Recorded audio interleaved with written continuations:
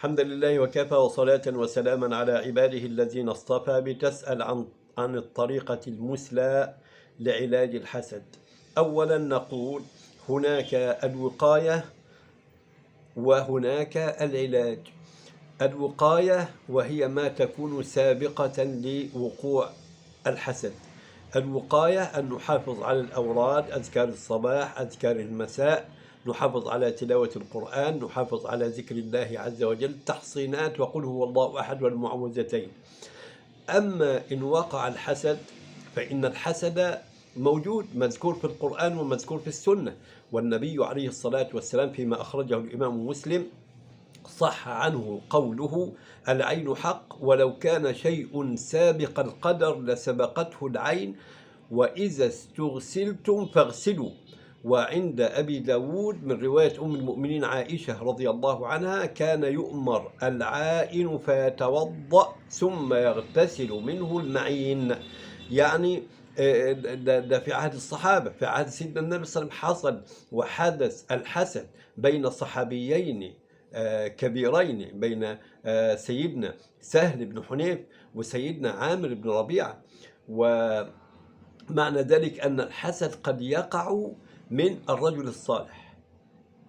يقع الحسد بالإعجاب، بيشوف حاجة أعجبته ولكنه لم يذكر الله تبارك وتعالى ساعة أن أعجب بها، ساعة أن رأى. ولذلك قال تبارك وتعالى في سورة الكهف: ولولا إذ دخلت جنتك قلت ما شاء الله لا قوة إلا بالله.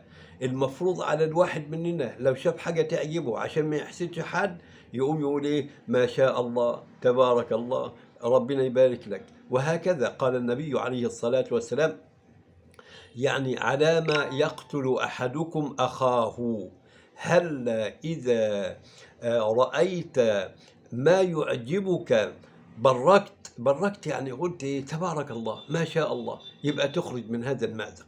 ولكن وقع الحسد، يعني ممكن الحسد يقع من العين بالإعجاب، بمجرد الإعجاب، ومش لازم يبقى هو يعني ينوي حسده أو حاقد عليه أو ما إلى ذلك، أو يتمنى زوال النعمة التي رآه. لا، ده هو يقع بمجرد الإعجاب لأنه لم يذكر الله تبارك وتعالى. يبقى في هذه الحالة نعمل إيه؟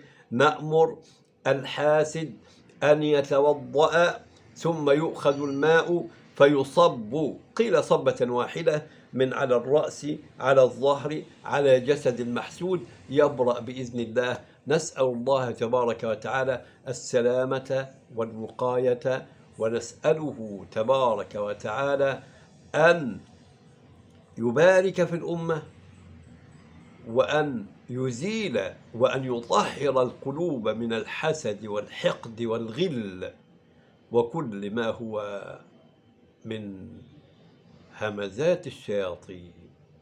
وأعوذ بك ربي أن يحضرون. نسأله نقاء الصدور وسلامة القلوب. وصل اللهم وسلم وبارك على سيدنا محمد.